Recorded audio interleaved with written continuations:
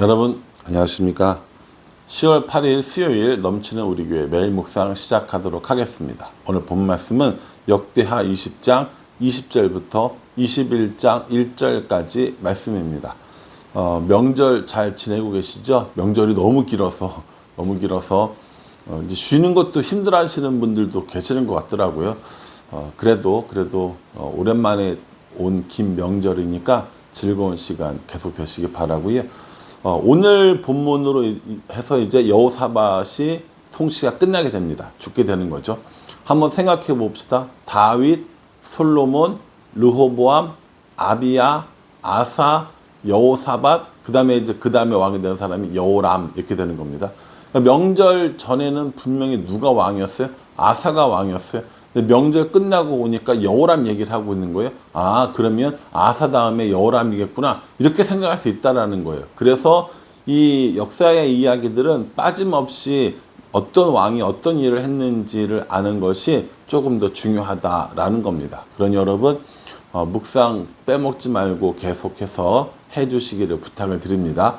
어제 본문에 모압 연합군이 유다를 쳐들어왔고요.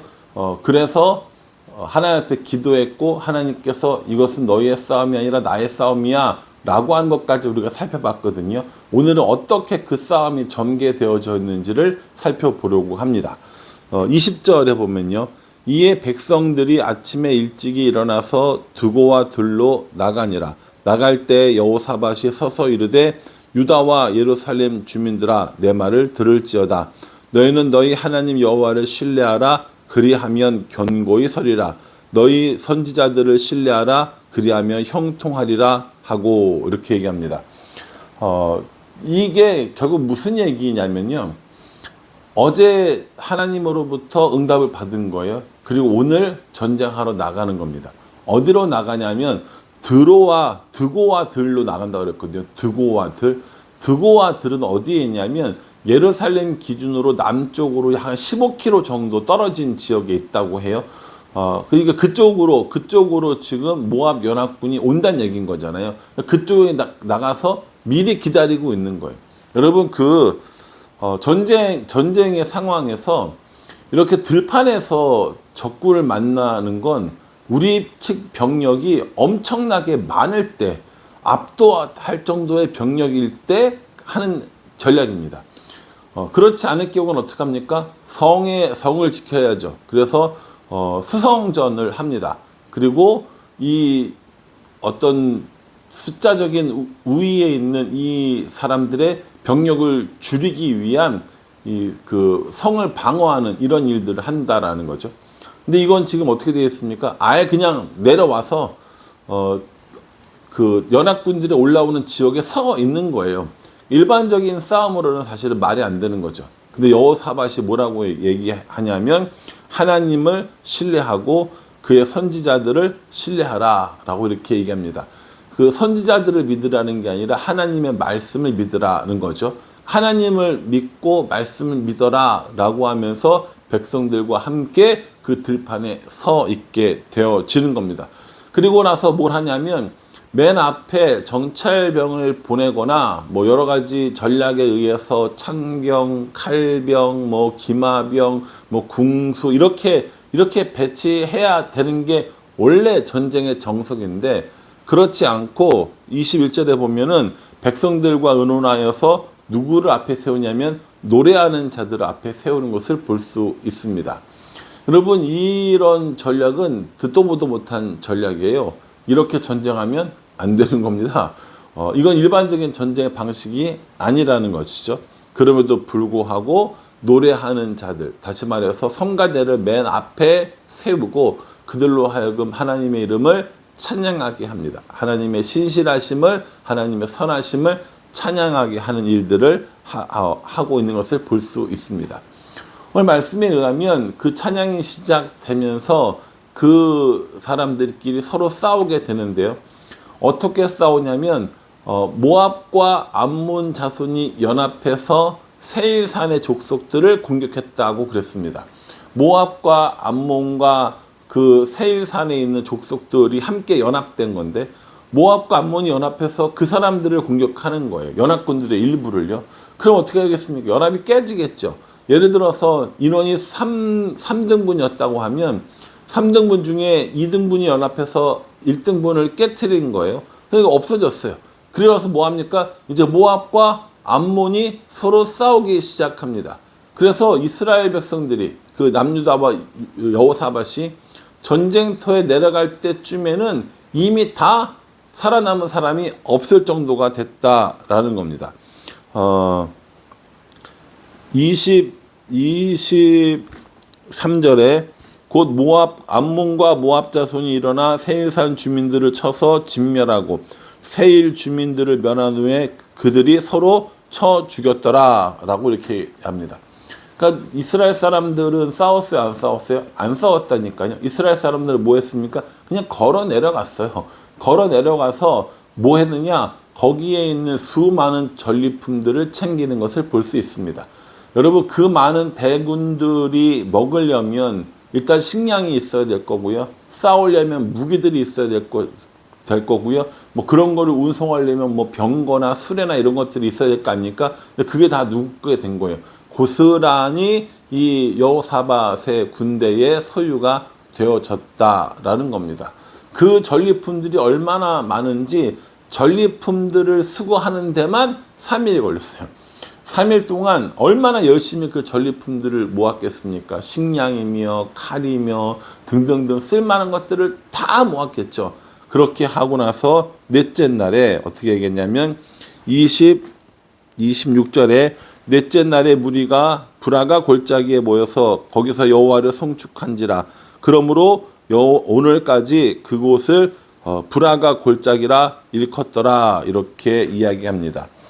그 3일 동안 그 모든 전리품들을 수거하고 넷째 날 어느 골짜기에 모여서 하나님의 이름을 찬양하는 겁니다. 그 골짜기 이름을 뭐라고 불렀냐면 브라가 골짜기라고 불렀어요.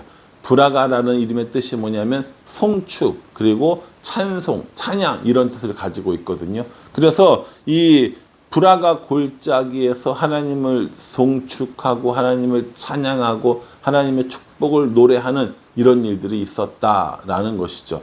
여러분, 놀라운 일입니까? 안 놀라운 일입니까? 여러분들이 안 놀라시면 안 놀라는 여러분들 때문에 제가 놀랄 만한 일인 거죠. 이건 진짜 놀랄 만한 일이거든요. 싸움 한 번 없이 뭐 정말 창 한 번, 칼 한 번 휘두르지 않고 3일 동안 전리품을 가지고 와야 할 만큼 그 많은 전리품을 얻었어요. 이 이야기를 들은 주변 사람들은 어떻겠습니까? 이 유다가 두려워요? 안 두려워요? 두렵죠. 하나님을 두려워합니까? 안 두려워합니까? 하나님을 두려워하는 모습을 볼 수 있습니다. 그래서 이방 나라들이 다 하나님을 두려워하고 전쟁이 그쳤다라고 이야기를 하고 있는 거죠. 결국 이 전쟁은 이스라엘 사람들, 유다 사람들이 노력해서 이룬 것이 아니라 하나님께서 치르시고 그 덕은 누가 봤어요? 유다 사람들이 본 이런 일들이 생겼다라는 것이죠. 저는 이 말씀 묵상하면서 저와 여러분들의 삶도 이런 삶이었으면 좋겠다라는 생각을 했습니다. 우리에게 속한 전쟁이 아니라 하나님께 속한 전쟁임을 믿고 믿음으로 담대하게 나아가는 삶, 그래서 승리하는 삶, 이런 삶을 살기 원한다라는 것이죠. 이렇게 잘했다가 혹은 실수했다가 다시 잘했다가 이렇게 살아온 이 여호사밧의 이 삶을 어떻게 평가하냐면 32절에요. 여호사밧이 그의 아버지 아사의 길로 행하여 돌이켜 떠나지 아니하고 여호와 보시기에 정직하게 행하였으나 이렇게 얘기합니다. 아버지 아사의 길을 행했고 여호와 보시기에 정직하게 행했어요.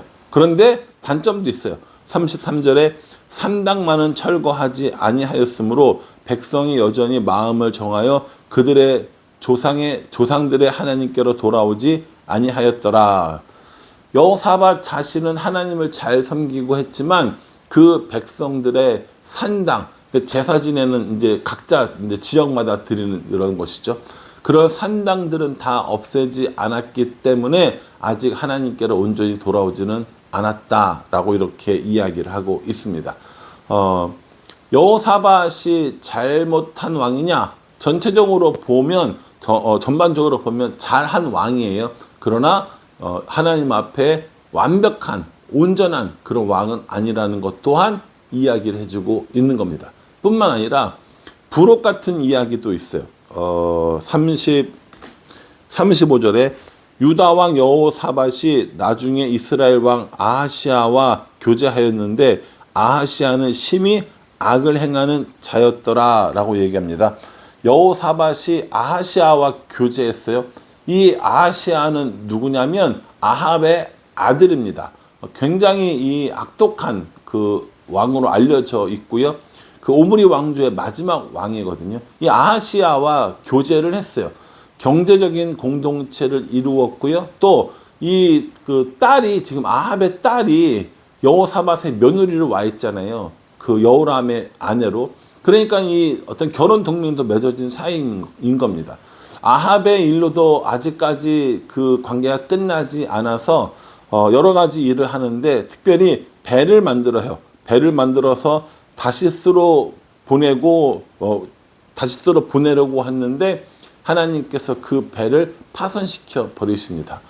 하나님께서는 이렇게 악한 일들 그리고 악한 사람들과 함께 일을 도모하지 말 것을 말씀하십니다. 하나님만으로도 충분한데 하나님만으로 충분하지 않다고 생각하면서 이 사람에게도 이것도 나의 도움이 되기를 바라는 마음을 가지고 있다라는 것이죠.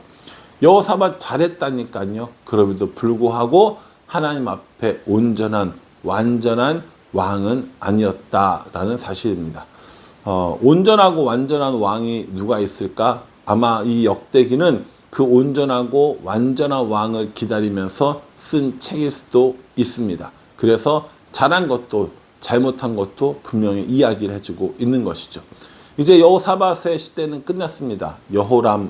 그의 아들 여호람의 시대가 되었는데 이 여호람은 어떤 왕이었는지 앞으로 계속해서 살펴보도록 할 거고요. 오늘 이 말씀을 통하여서 하나님을 신뢰하고 그의 말씀을 신뢰하고 믿음으로 나아갈 때 승리했던 이 여호사밧의 모습이 저와 여러분들의 삶의 모습이 되었으면 정말 좋겠습니다. 믿음으로 살아가는 일은 쉽지 않습니다. 믿음으로 행하는 일도 쉽지 않습니다. 그러나 저 여러분들 한 발짝 한 발짝이 믿음의 발자국이 되어서 여러분들의 가정과 여러분들의 모든 일가 친척들이 그렇게 믿음의 발자국을 걸어서 하나님 때문에 승리하는 우리 모두가 되기를 주님의 이름으로 축복합니다. 기도하겠습니다. 하나님, 모압 연합군과 싸워서 이긴 여호사밧의 모습을 보았습니다. 여호사밧이 잘하고 유다 백성들이 잘해서가 아니라 하나님께서 이기게 해 주셨습니다. 우리들의 삶 가운데서도 하나님 때문에 승리할 수 있도록 도와 주시옵소서. 하나님과 동행하는 삶이 승리하는 삶임을 잊지 않을 수 있도록 우리 인도하여 주시옵소서. 예수님의 이름으로 기도합니다. 아멘. 여러분 이 말씀 잘 기억하시면서요. 하나님과 동행하여서 하나님을 신뢰하여서 날마다 승리하는 우리 모두가 되기를 간절한 마음으로 기도하겠습니다. 감사합니다.